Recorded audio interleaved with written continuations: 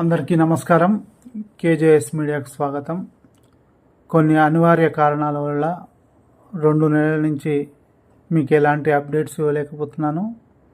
మళ్ళీ నూతన అప్డేట్స్తో మీ ముందుకు వస్తున్నాను. ఈ ఛానల్ను ఆదరిస్తారని కోరుకుంటూ ఈరోజు న్యూస్ స్టార్ట్ చేస్తున్నాను.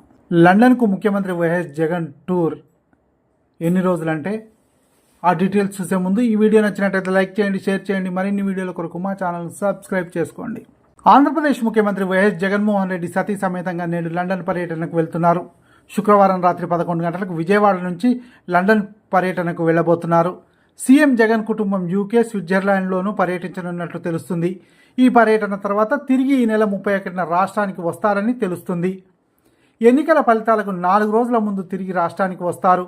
సీఎం జగన్ విదేశాలకు వెళ్లేందుకు అనుమతి ఇవ్వాలని నాంపల్లి సిబిఐ కోర్టులో పిటిషన్ దాఖలు చేశారు.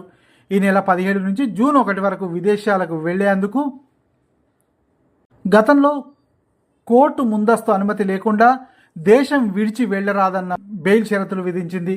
వాటిని సడలించాలని జగన్ కోరారు. ఈ పర్యటనలో భాగంగా లండన్, ఫ్రాన్స్, స్విట్జర్లాండ్లో పర్యటించేందుకు అనుమతి ఇవ్వాలని కోర్టును కోరారు. కుటుంబ సభ్యులతో గడిపేందుకు విదేశాలకు వెళ్తున్నట్లు చెప్పారు. ఈ పిటిషన్పై కౌంటర్ దాఖలు చేయాలని కోర్టు సిబిఐని ఆదేశించింది.